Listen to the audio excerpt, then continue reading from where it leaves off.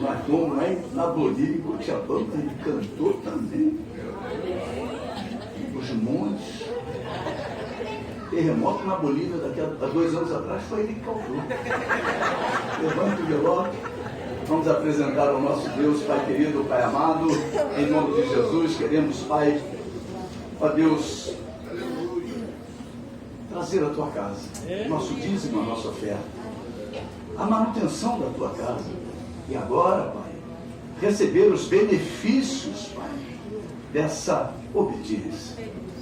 Ó Deus, abre as janelas dos céus, derrama sobre nós a tua bênção, encha fartamente os nossos celeiros, transborde de vinho os nossos lagares, repreenda o devorador, e que todas as pessoas que nos cercam possam dizer: nós somos muito felizes, porque somos uma terra deleitosa. Em nome de Jesus nós oramos e te agradecemos. Amém?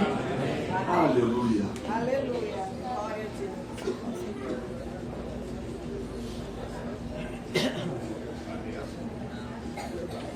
Próxima quarta-feira, o nosso culto de oração, hein? E não se esqueça também na nossa palavra de compromisso, porque temos muitas famílias necessitadas do armazém da igreja, em nome de Jesus. As crianças até 9 anos, papai já pode começar a liberar. Crianças até 9 anos.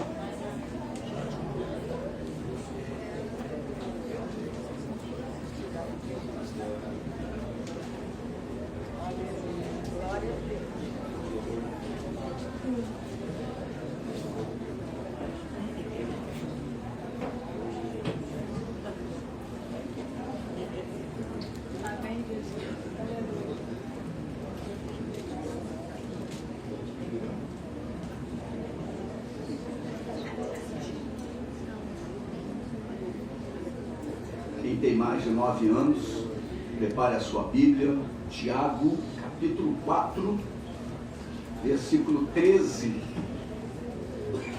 Hoje, com certeza, será uma noite de glória neste lugar. Aleluia. Eu creio que Deus fará maravilhas neste lugar, em nome de Jesus.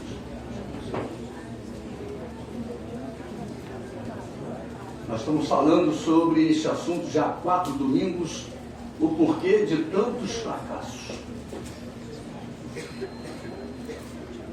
O porquê de tantos fracassos. Parte 4. Tiago, capítulo 4, versículo 13. O subtítulo da Sociedade Bíblica do Brasil: a falibilidade dos projetos humanos. Atendei agora, vós que dizeis: hoje ou amanhã iremos para a cidade tal, e lá passaremos 1 ano, e negociaremos e teremos lucros. Vós não sabeis o que sucederá amanhã. Qual é a vossa vida? Que é a vossa vida, perdão? Sois apenas como neblina que aparece por instante e logo se dissipa. Em vez disso, devias dizer: se o Senhor quiser, não só viveremos, como também faremos isto ou aquilo. Isto aponta para a dependência, tá, amados? Agora, entretanto, vos jactais das vossas arrogantes pretensões. Toda jactância semelhante a essa é maligna. Portanto, aquele que sabe que deve fazer o bem e não faz, nisso está pecando. Nós temos falado já há alguns domingos, há 3 pelo menos, de 6 ins que devemos evitar para sermos mais do que vencedores. Os ins que Deus me inspirou foi a insinceridade, a instabilidade, a incredulidade, a ingratidão, a insatisfação e a inveja. Na primeira mensagem nós falamos com profundidade sobre esses assuntos E hoje continuaremos falando de fracassos. Porque nós temos que pregar sobre fracasso, só pregar sobre vitória, só pregar sobre coisas que gostaríamos de viver, mas que na realidade não estamos vivendo. É importante Deus falar conosco. Por que os motivos de alguns fracassos nas nossas vidas? O porquê de tantos fracassos? A igreja recebe de Deus a orientação com respeito a examinar-se a si mesma. Então nós precisamos exercitar o olhar para dentro de nós. Eu preciso olhar para a minha vida, ao invés de olhar para a vida dos outros. Porque é isso que acontece com a maioria das pessoas que começam a viver fracasso. A preocupação delas é a vida dos outros, em vez de olhar para a sua própria vida. A Bíblia nos orienta a examinarmos a nós mesmos. Mas por que de tantos fracassos? Deus deixou registrado em sua palavra histórias de fracassos do seu povo, o povo de Israel. E hoje a igreja deve tirar dessas histórias lições morais e espirituais para os seus dias. Será que estamos tropeçando nas mesmas pedras que Israel tropeçou? Está lá escrito que Israel fez um bezerro de ouro, porque não quis esperar o tempo de Deus. Moisés disse que voltaria, subiu ao monte, e eles acharam que Moisés estava demorando. E muitas pessoas, por estarem achando que Deus está demorando com a resposta, o tempo de Deus está longo demais, acabam arrumando um escape, acabam arrumando um problema. Então nós precisamos nos lembrar disso. Esses registros, Deus, em sua palavra, tem o propósito de conservar o povo de Deus fiel a Ele. O objetivo de Deus com a sua palavra é de conservar fiel a Ele. Então, se nós formos fiéis a Deus, nós seremos uma bênção. Você quer ser uma bênção? Seja fiel a Deus. Comece a colocar a tua vida no centro da vontade de Deus. Estas demonstrações de insinceridade, de instabilidade, de incredulidade, de ingratidão, de insatisfação, de inveja, de infidelidade no passado levaram Israel a grandes calamidades. Quem conhece a história do Velho Testamento sabe que Salomão construiu o templo, que era uma maravilha, uma edificação que era uma referência. Mas porque aquele povo viveu alguns ins, aquele templo foi totalmente destruído. Quando vivemos alguns ins, que Deus vem falando conosco, os fracassos chegam na nossa vida. Lembre-se de que tudo que está na Bíblia com relação a Israel deverá ser observada pela igreja do Senhor. É a verdade histórica de Israel. Você sabe que uma história, Fernando e André contaram aqui uma história.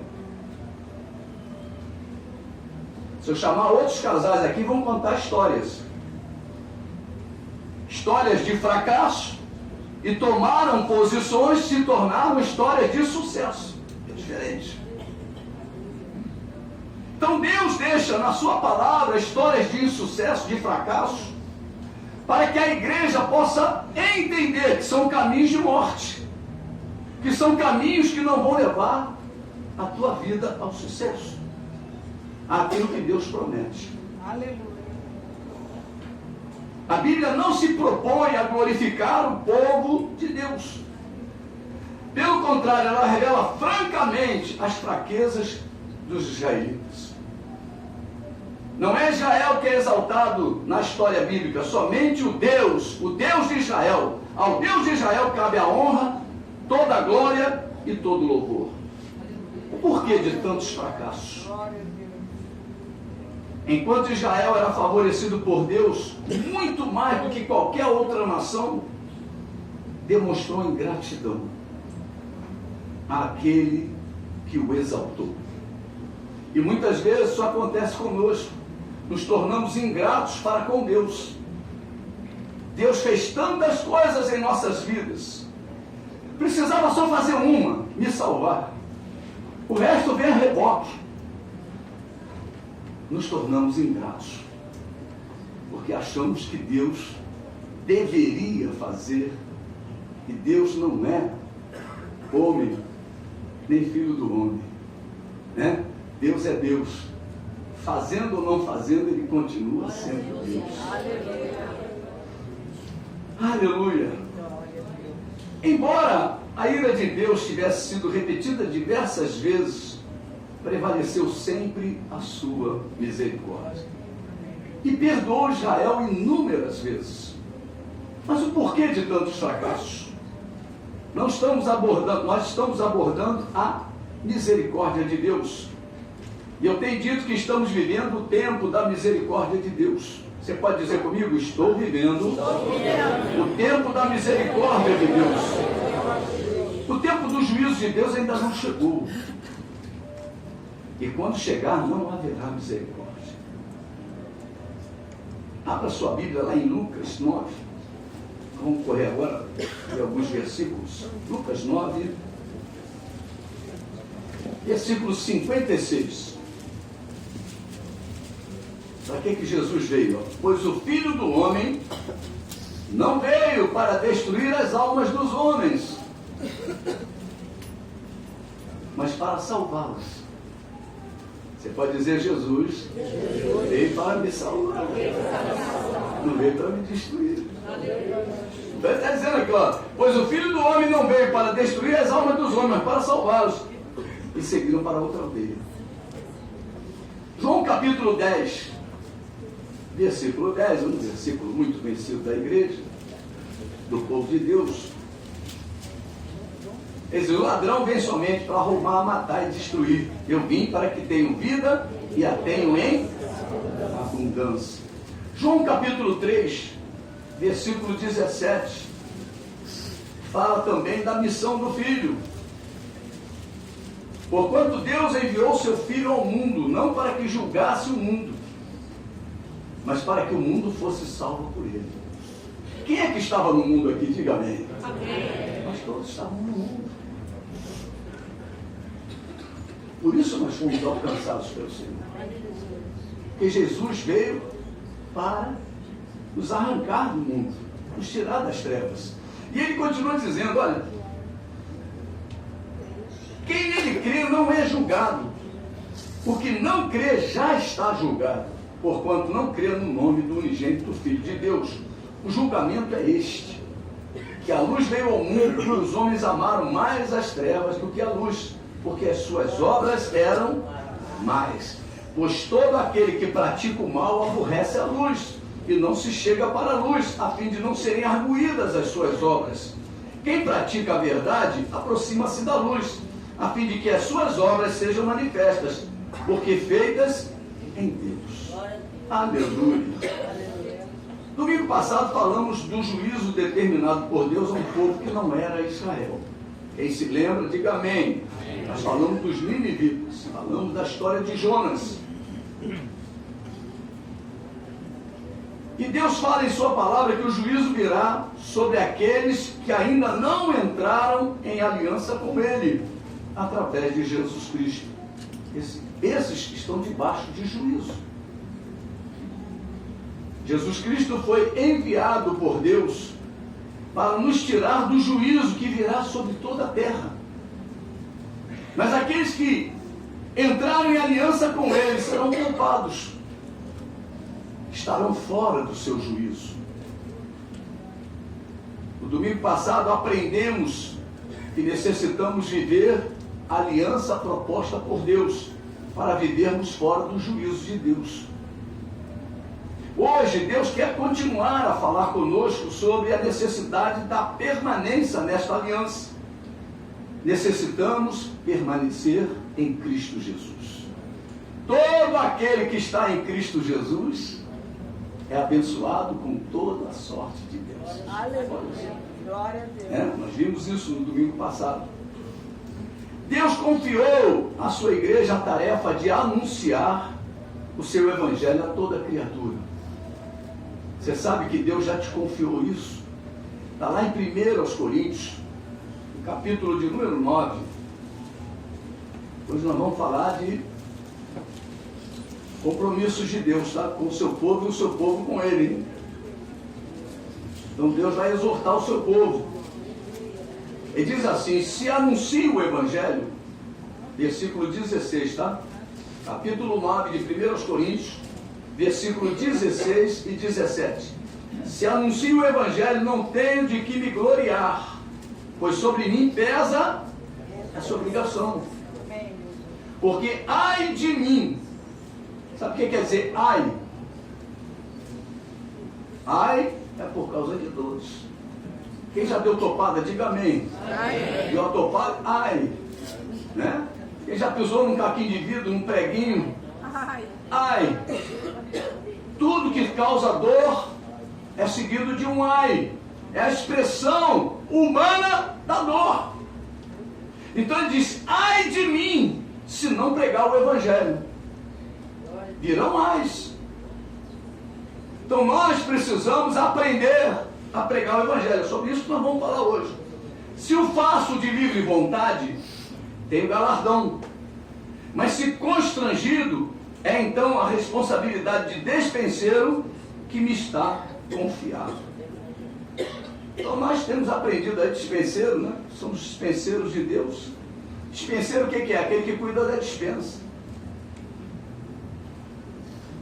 Aquele é o responsável pelo almoxarifado. As coisas de Deus, sair nós temos que ter responsabilidade. Não pode ser de qualquer jeito, senão é roubo. Então nós precisamos entender a nossa posição. Esta tarefa Deus não confiou a anjos. Deus não confiou aos mortos.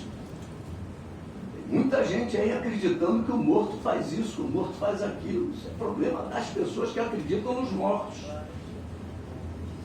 Mas Deus diz que os mortos não têm parte alguma com o que se faz aqui. Isso acaba com a doutrina espírita. Um versículo bíblico acaba, aniquila a doutrina espírita. Que a doutrina espírita é baseada na volta do morto, na volta daquele que morreu, incorporado em alguma outra pessoa, ou em planta, bicho. Na Índia não se mata barata, não se mata rato, não se mata nada. Ainda dizem que tudo que sai do bicho é santo. Então você vê as pessoas bebendo urina de vaca. Acredite se quiser, é verdade. É só você procurar. As pessoas ficam no meio das cobras, dizendo que é o papai, vovó, titia, bisavó, essa daí é a tatara. Pelo amor de Deus. É a reencarnação. Eles acreditam. Não pode matar uma barata, porque aquela barata pode ser a reencarnação. Meu Deus, que loucura! Que loucura! Ratos, a promiscuidade, a imundícia, porque eles acreditam nisso. Mas Jesus já nos libertou. Aleluia! Nós temos a verdade. Aleluia! Nós somos agora livres. Pintou um rato na tua casa, mata. Paulada nele, couro nele, veneno nele, parada, deixa ela ficar lá de barriguinha para cima, o problema é dela. Não vem perturbar a gente. Amém, queridos? Amém. Não temos conversa com esse negócio não, porque nós sabemos que barata é barata, não é vovó, nem titia, nem bispo. Amém, Jesus. É doutrina. Que nós somos libertos pela palavra. É a palavra, é o conhecimento da palavra que nos liberta. Conhecereis a verdade vos libertará. Então nós precisamos conhecer profundamente a palavra para não ficarmos presos a essas coisas. Tem crente que ainda faz sinal da cruz. Tem crente que acende vela no cemitério. Nós vamos fazer o evangelismo no cemitério. Tem crente lá acendendo vela para morto, rezando para morto. salvação? Nós vemos isso tudo. E as pessoas dizem que são crentes. Porque falta o quê? Conhecimento. O meu povo está sendo destruído porque lhe falta o conhecimento. Deus não confiou aos mortos, Deus também nem tampouco ao Espírito Santo. Não adianta você, cheio do Espírito, falar, Espírito Santo vai lá. Ele não vai. Não é a função dele. As coisas com Deus são muito bem definidas. Função do Pai, função do Filho, função do Espírito, função da igreja, função dos anjos. Não tem essa conversa. Dentro dos anjos você tem as etapas dos anjos que tem. Anjo que cuida do trono, anjo que só cuida da santificação do trono. Não entra coisa imunda na presença de Deus. Meu Deus! E nós vamos falar muito hoje sobre isso.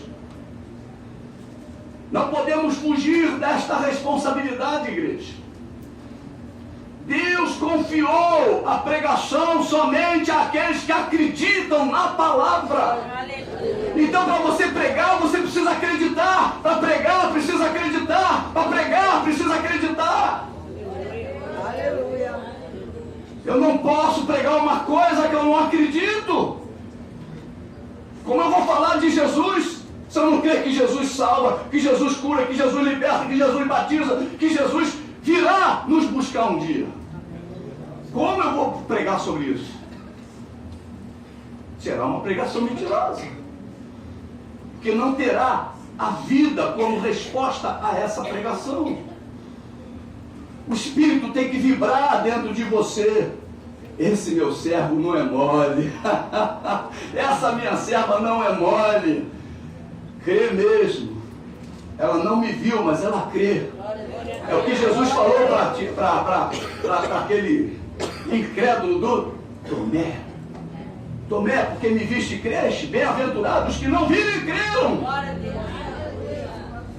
Nós não vimos nada, mas nós cremos, então somos bem-aventurados. Aleluia. Nós não podemos fugir desta responsabilidade. Fale a seu irmão assim, sobre nós pesa esta obrigação. Continue falando para ele, ai de nós, se não pregarmos o Evangelho. Aleluia. O que eu aprendo com os apóstolos? Que preciso me preparar para pregar o Evangelho com graça e conhecimento.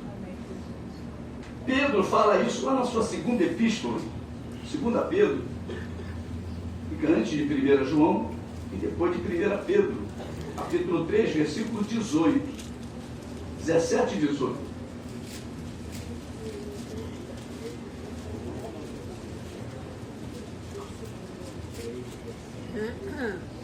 Vós, pois, amados, prevenidos, como estáis de antemão, acautelai-vos.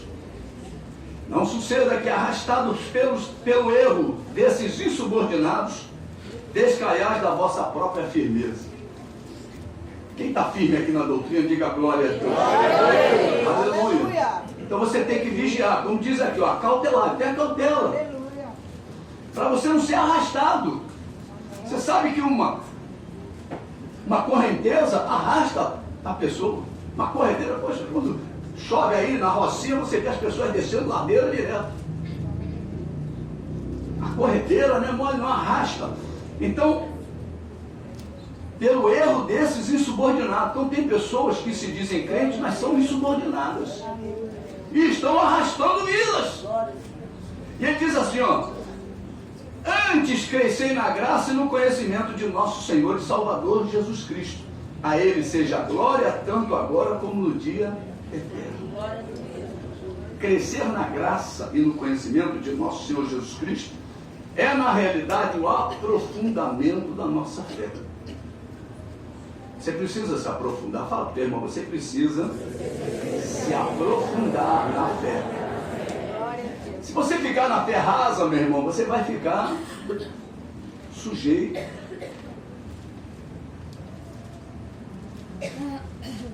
a ser arrastado. Diante de nós está o rio de Deus. O rio de Deus é profundo. E necessitamos aprender a nadar nas águas deste rio. Ezequiel 47, a pastora Fernanda pregou durante muito tempo aí esse assunto. Ezequiel 47,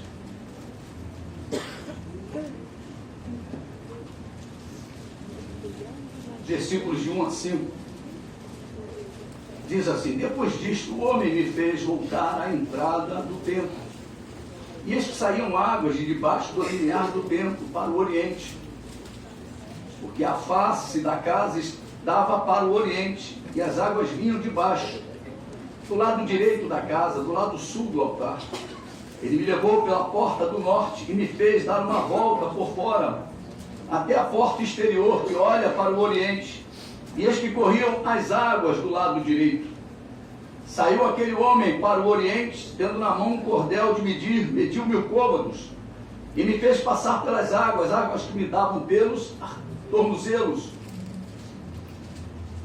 Mediu mais 1000 e me fez passar pelas águas, águas que me davam pelos joelhos. Mediu mais 1000 e me fez passar pelas águas, águas que me davam pelos lombos. Mediu mais ainda outros 1000, e era já um rio que eu não podia atravessar, porque as águas tinham crescido, águas que se deviam passar a nado, rio pelo qual não se podia passar. Águas que precisam ser atravessadas a nado. Se eu perguntar quem sabe nadar, muitos vão levantar a mão. Se eu perguntar quem não sabe nadar, muitos vão levantar as mãos. Mas, como crente, nós temos que aprender a nadar no rio de Deus. Temos que ser cielo no rio de Deus. Temos que nadar bem no rio de Deus. E isso exige treinamento. Todo grande nadador treina muito. Águas que precisam ser atravessadas a nado. Se nós não aprendermos a nadar, não conseguiremos passar pela palavra de Deus. Você sabia que o trono de Deus é guardado pela espada do Espírito?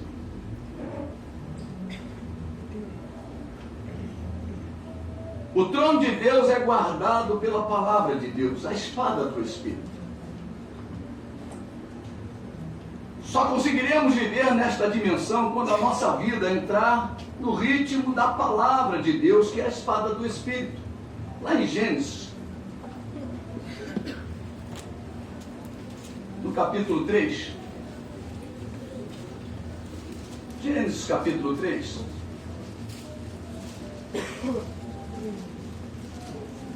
versículo de número 24.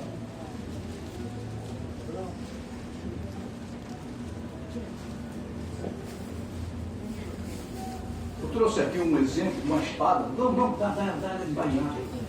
Ela dá bainha. A espada do Espírito do Pichincha, tá, filho? Passei ali, comprei do Pichincha. Tem até selo aqui, mas tudo bem. Mas é para simbolizar, para você entender. Ela não está assim. Porque esse versículo 24, e expulso o homem, coloquei querubins ao oriente do jardim do Éden, e o refugir de uma espada que se revolvia para guardar o caminho da árvore da vida. Então Deus tirou a espada, e a espada agora guarda o caminho de Deus. Interessante isso. Vocês vão começar a entender coisinhas interessantes. Vamos deixar a espada aqui, deixa a espada aqui. Isso é para poder abrir mais o entendimento, tá, amados? Então, Gênesis, capítulo 3, versículo 24, após a queda do homem, Deus foi expulso e Deus colocou guarda, aqui ninguém entra. Todo ser humano passou a viver longe de Deus, sem Deus no mundo. O ser humano não consegue correr a mais de 40 km por hora, mas se ele montar num cavalo, ele consegue essa proeza. O ser humano não consegue correr mais do que 300 km por hora, mas dentro de um carro de Fórmula 1, ele consegue. O ser humano não consegue voar, mas dentro de um avião, ele voa. O ser humano não consegue voar a mais de 278 mil quilômetros por hora, mas dentro da nave Voyager, né? Voyager, ele consegue. Agora, no reino de Deus, a espadinha voltou. É a mesma coisa. Deus nos enviou a sua palavra. A espada do Espírito é a palavra de Deus. Eu poderia colocar essa espada na mão de qualquer um. Talvez você não soubesse manusear uma espada. Mas com a Bíblia, o aprendizado da Bíblia, você começa a manusear a espada. Mas como eu disse, a espada é do Espírito. E o Espírito é Deus, é o Senhor. E Deus é luz. Quantos aqui sabem que Deus é luz? Amém. Deus é luz. Se Deus maneja uma espada, essa espada viaja na velocidade da luz, porque ele está na mão da luz. Vamos por partes, para você poder entender. Eu peguei um avião, estou no avião voando a 1000 km por hora, estou dentro do avião, fiz parte do avião, agora eu sou avião, porque eu estou dentro do avião. Eu peguei um carro de Fórmula 1, sentei dentro dele, estou dirigindo a 300 km, eu e o Fórmula 1 somos um. Estou a 300 km. Eu só vou perceber que eu estou a 300 se eu bater. Pego um cavalo e estou correndo com ele a 40 km por hora, coisa que eu não consigo correr. Mas eu e o cavalo somos um. E aí, 40 quilômetros. E Deus? Como é que eu faço? Eu peguei aqui uns cabeçudinhos aqui. Quando você aceita Jesus, Deus te coloca em Cristo. Você está na palavra. Ele te tirou do mundo, ele te botou na palavra. Agora a tua vida está na mão de Deus. E se você crer, tudo acontecerá na tua vida na velocidade da luz. Você está entendendo o que eu estou dizendo? Vai mexer com a tua fé, tá? Mexer com a tua vida. A velocidade da luz, só para você ter uma ideia, 1.079.252.848 metros e 80 centímetros. Esse aí é o que ele faz por hora. Então acendeu a luz ali, ela corre nessa velocidade para poder chegar a uma pessoa que enxerga. Ela é muito mais rápida que um cavalo, muito mais rápida do que uma Fórmula 1, muito mais rápido do que um avião, muito mais rápido que uma nave espacial. É onde Deus te colocou, na sua espada. Eu estou na espada do Espírito. Eu poderia sair distribuindo isso aqui para cada um e passar pela igreja e você se espetando. Esse sou eu. Esse é o João. Cada um vai se espetando. Margarete, Daniel. A espada passa a ter quem? O povo de Deus.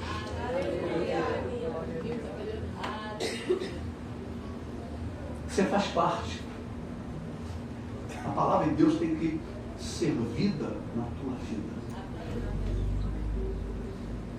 A Bíblia diz que nós só vamos ser discípulos quando formos um com Ele. Quando você se tornar aquele que deixa Deus dirigir a tua vida. Todo aquele que é guiado pelo Espírito, a espada está na mão de quem agora? Do Espírito Santo. É a ferramenta do Espírito.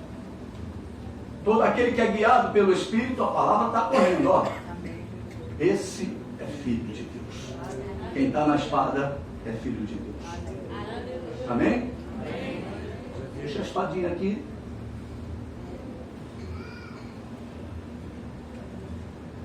Vamos continuar. Quando você entra no movimento do Espírito Santo, você começa a viver a dimensão de Deus. Aí você começa a entender Sadraque, Mesaque, Abidenego, você começa a entender Daniel. Aleluia. Na velocidade da luz, quantos anos nós deveríamos viver para abrirmos a boca? Esse movimento na velocidade da luz, transportado para o dia de hoje, levaria quantos anos para fazer? É o tempo que o leão ia abrir a boca para comer Daniel. Ele não no tempo de Deus. O leão ficou. E Daniel viveu o tempo de Deus, o tempo de livramento. Quando você entra no tempo de Deus, você entra no tempo de livramento. Você entra no tempo do milagre, você entra no tempo do que Deus vai fazer na tua vida. As promessas dele começam a se cumprir.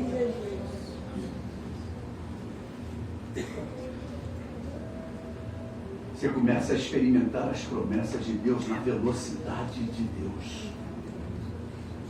Se você ler a Bíblia com cuidado, com zelo, você vai ver que tudo com Jesus era na hora. Jesus tocava por lá.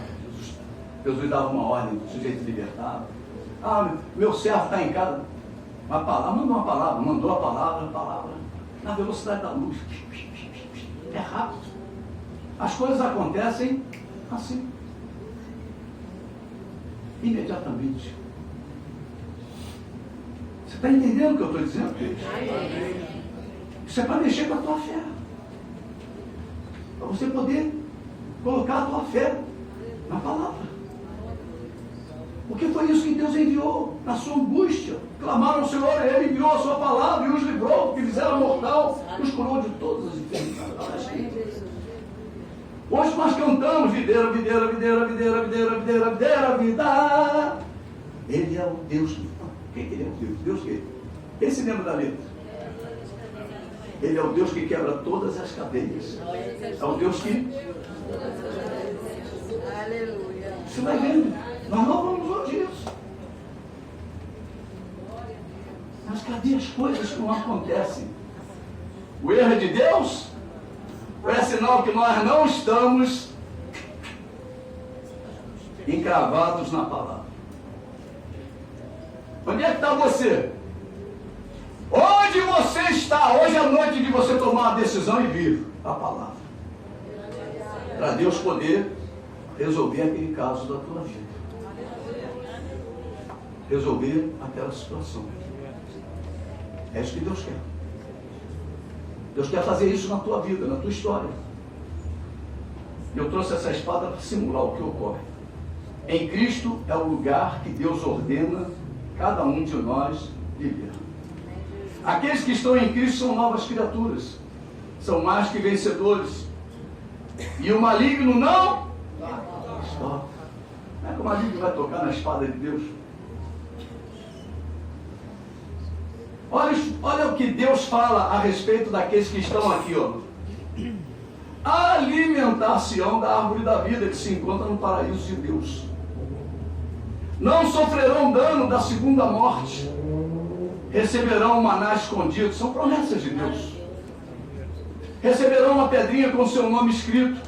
Receberão autoridade sobre as nações. Receberão, serão vestidos de vestiduras brancas. Todos os seus nomes registrados no livro da vida. Terão seus nomes registrados no livro da vida. O Senhor os confessará diante de seu Pai, diante dos anjos. Serão colunas no santuário de Deus e dali jamais sairão. Deus gravará sobre eles o nome dele. Sentar-se-ão com o Senhor no seu trono.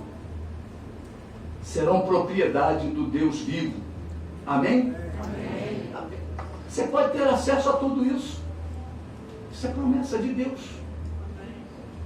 Entregue o seu caminho ao Senhor, confia nele, tudo mais ele fará. O salmista diz: para onde me ausentarei do teu espírito? Amado, não adianta correr, não adianta fugir, não adianta se omitir, não adianta adiar, não adianta transferir a responsabilidade que Deus estabeleceu para cada um dos seus filhos. O que Deus espera de nós é que assumamos o nosso papel o quanto antes. Pesa sobre nós a obrigação de pregar o Evangelho. Não adianta só crer, meu irmão. Você também tem que pregar. Tem uma área aí que nós temos que suprir. Nós temos que nos tornar pregadores do Evangelho. Você pode falar para a pessoa que está do seu lado aí, dizer para ele: sobre nós, esta obrigação. Amém? Nós somos transportadores da glória de Deus. Aleluia. Nós transportamos a misericórdia de Deus. Quem se lembra do domingo passado? Jonas representava a misericórdia de Deus. Aquele povo estava condenado, mas a misericórdia de Deus o assistiu através de Jonas. Você transporta a misericórdia de Deus. Deus escolheu você. Você é o transportador da misericórdia de Deus. Por isso que nós somos os escolhidos de Deus. Muitos são chamados, poucos são escolhidos. Nós somos os escolhidos de Deus. Aleluia. Glória. Aleluia. Nós somos os transportadores da mensagem de Deus. Somos nós que temos a mensagem, as boas novas de Deus. Nós já nascemos de novo. Quem já nasceu de novo, levante a mão e glorifique o nome do Senhor. Somos novas criaturas, igreja. Não podemos desdizer o que Deus fala a nosso respeito. Não pertencemos ao mundo, e sim ao reino de Deus. Você pode dizer: eu estou no reino de Deus.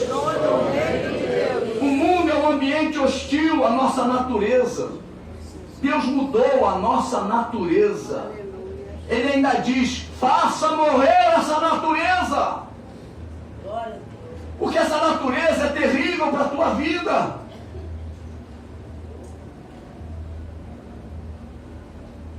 Você que já está em Cristo, não deixa este ambiente por nada. Que ambiente? O ambiente de Deus, a natureza de Deus. Glória a Deus.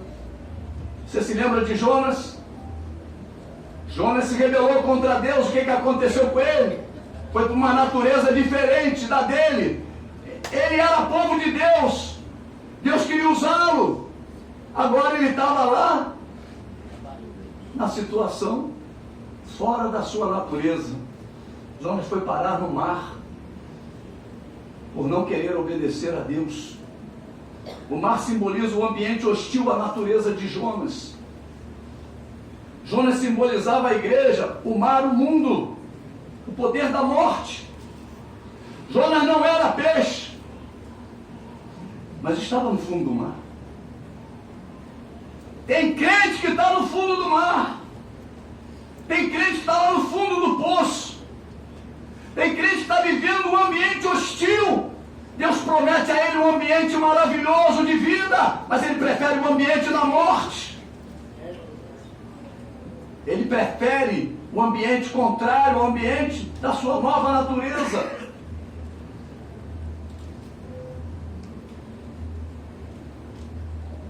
Só Deus para tirá-lo de lá. Deus precisou dar uma ordem ao peixe. Mas depois que Jonas se arrependeu, depois que Jonas tomou uma posição, isso acontece conosco quando não queremos mergulhar e nadar nas águas do rio de Deus. o rio que corre do seu trono. Deus permite um ambiente hostil deste mundo tenebroso se aproximar de nós e nos engolir. Jonas foi engolido, literalmente falando.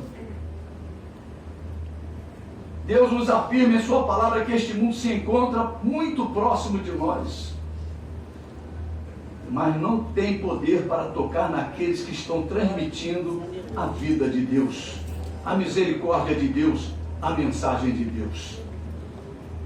Que garantia é essa de Deus para nossas vidas? Que garantia é essa de Deus para a tua vida, igreja? Se você estiver fazendo o que Deus manda, o mundo espiritual não pode mais te tocar. Aleluia. Glória a Deus. A hostilidade que nos cerca não nos atingirá. Segundo aos Coríntios, capítulo 4, fala sobre este assunto. Louvado seja o nome de Jesus.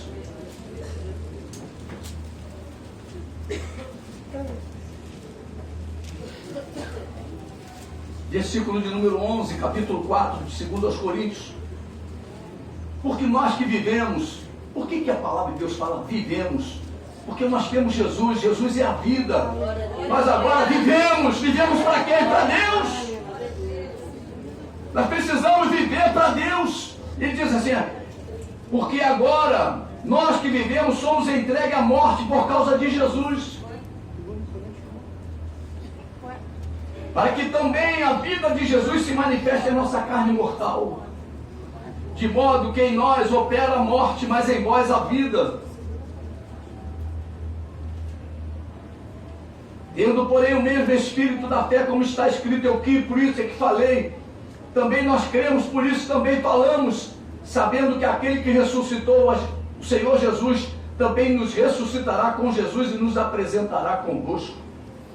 Porque todas as coisas existem por amor de vós, para que a graça, multiplicando-se, torne abundantes as ações de graças por meio de muitos para a glória de Deus. Por isso, não desanimamos. Pelo contrário, mesmo que o nosso homem exterior se corrompa, contudo o nosso homem interior se renova de dia em dia. Porque a nossa leve e momentânea tribulação produz para nós eterno peso de glória acima de toda comparação. Não atentando nós nas coisas que se veem, mas nas que se não veem, porque as que se veem são temporais e as que se não veem são eternas. Irmão, não importa o que o diabo está fazendo ou deixando de fazer para me atingir ou atingir qualquer um de nós. Importa é o que nós estamos fazendo para Deus. Aleluia. Esse é o princípio de Deus. Somos guardados por Deus quando nos encontramos mergulhados na sua palavra. Lembre-se, igreja, não deixe nenhuma área da sua vida fora do rio de Deus. O perigo não está no rio, está fora do rio. Você pode falar para o teu irmão aí, mergulhe, nade, confie e viverás. Aleluia. Mergulhe, nade, confie e viverás. Não adianta falarmos com nossos lábios que amamos ao Senhor Jesus. É fundamental e necessário nos envolvermos com a palavra de Deus. A palavra de Deus precisará estar no nosso pé. Por onde estamos andando. A palavra de Deus precisará estar nos nossos joelhos. Como está a nossa vida de oração? A palavra de Deus precisará estar em nossas mãos. O que temos feito para Deus? A palavra de Deus precisará estar em nossos pensamentos. O que temos pensado? A palavra de Deus precisará estar nos nossos lábios. O que temos falado? A palavra de Deus precisará estar em nossos olhos. O que temos visto?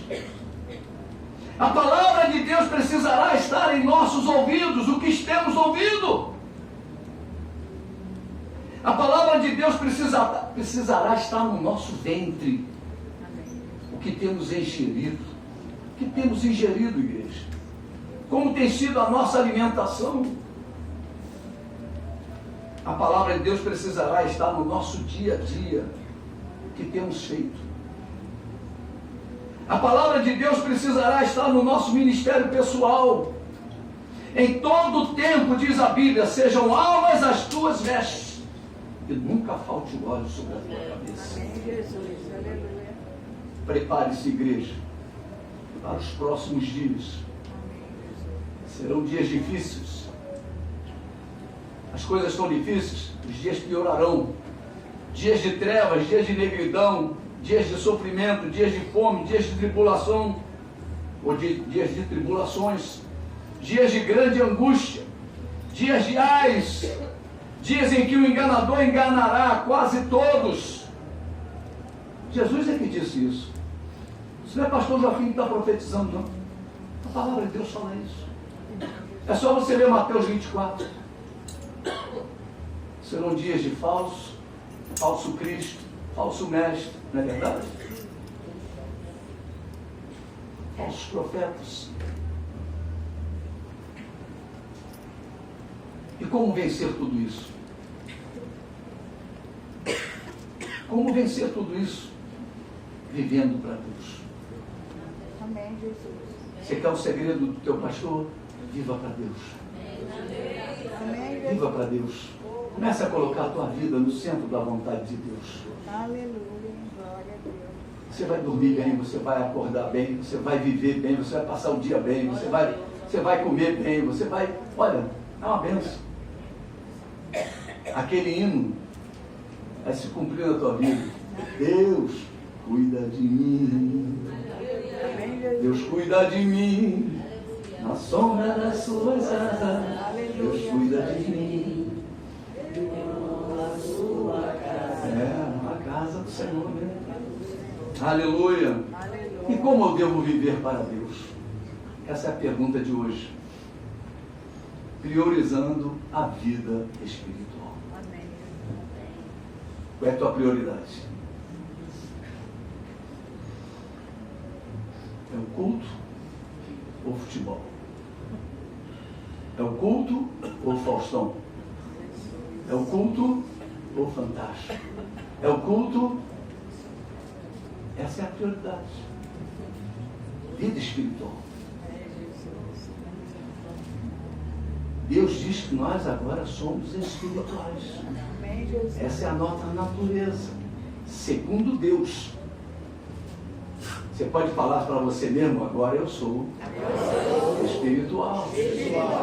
Amém? Então, como espiritual, você tem que viver a vida que Deus diz que você quer. Amém, Jesus. Aleluia. Glória a Deus. Em sua vida, em primeiro lugar, Jesus. Pois sem Ele nada serei, sem Ele nada eu conseguirei. Sem mim nada podeis fazer, disso Senhor. Então fala assim, em primeiro lugar, Jesus. Aleluia. Aleluia. Oh, aleluia. Se você fizer isso, já está no caminho da vitória. Aleluia. Sujeite-se àqueles que Deus colocou para conduzi-los até as mansões celestiais. Princípios de Deus. Sujeite-se às autoridades constituídas. Sujeite-se àqueles que governam sobre a sua vida. Sujeite-se ao seu marido. Isto é para as esposas e para a igreja com relação a Cristo. Sujeite-se a Cristo. Ame a sua esposa, maridão. Agora é para você, marido, né? Mesmo sem receber nada em troca. Mas ela não me dá nenhum beijo. Não fala nada para mim, só me chama de barrigudo e careca mesmo. Ame a si mesmo. Ame a si mesmo. Ame como Cristo ama a igreja. Como Cristo nos ama. Aleluia. Não exija nada em troca. Exija nada em troca. Tem que olhar para ela, mesmo ela fazendo aquele feijão, queimou embaixo, sabe como é que fica aquele gostinho no fundo?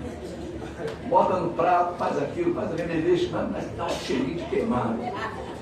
Aquela marquinha fica, né? Esse feijão queimou. Esse feijão foi queimado. Ah, isso aí nada. A panela, você afunda a panela. Essa é a piada da mulher. Né?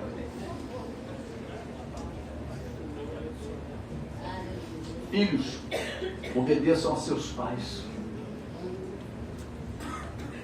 Essa é a natureza que Deus estabeleceu para nós. Somente assim vocês terão um futuro. Filho rebelde morre cedo. É ceifado da terra. É, Jesus. Os filhos de crente têm que aprender a obedecer papai e mamãe. Ah, Jesus. É o primeiro mandamento com promessa. Meu Deus, isso é coisa linda isso. Igreja amada, prepare-se, porque as dores virão. Quantos querem que Jesus volte? Nós sabemos que antes de Jesus voltar, a igreja vai ser apertada. A igreja vai ser apertada. A Bíblia diz que quando Jesus vier, será que ele vai encontrar fé na terra? Em que você vai acreditar nesses últimos dias? Para pensar. Nós precisamos parar para pensar. O que nós estamos acreditando?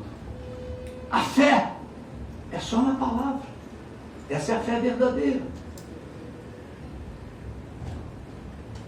Quando nós começamos a depositar nossa fé em outras coisas, nós começamos a correr riscos.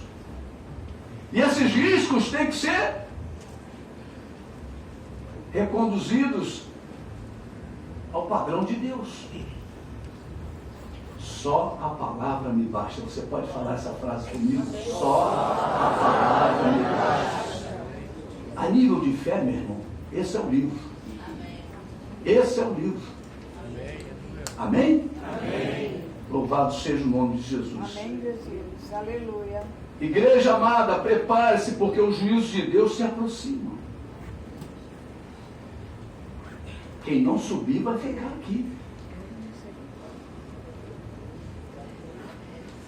Então é melhor nós nos acertarmos enquanto estamos a caminho. Amém, Jesus. Aleluia. Coloque a tua vida no prumo de Deus. Você não é mais carnal, você é espiritual. Isso quer dizer o seguinte: você tem possibilidade de vencer. Deus colocou em você a natureza vencedora. Aleluia. Nós temos a natureza vencedora. O mundo, os carnais, não têm ferramentas. Mas nós não. Deus nos capacitou com as armas poderosas dele. Aleluia. Glória a Deus. Nós temos as armas de Deus. Precisamos colocar essas armas em prática. Aleluia. Glória a Deus. Igreja amada, prepare-se para encontrar-se com o teu Deus. Você está preparado se Jesus voltar essa noite? Como é que você está? É simples. Ah, Senhor, me dá mais 24 horas. Senhor, me dá mais uma semana. Ele é que é o dono do tempo, não sou eu. Eu estou só avisando que se ficar, a situação vai ficar estreita, que vai viver o juízo. E nós não somos o povo do juízo, nós somos o povo da misericórdia. Aleluia. Glória a Deus. Amém, queridos? Oh, aleluia. Igreja amada, prepare-se, porque nestes dias é Deus falando conosco. Realizarei obras tremendas que, quando forem contadas, poucos acreditarão.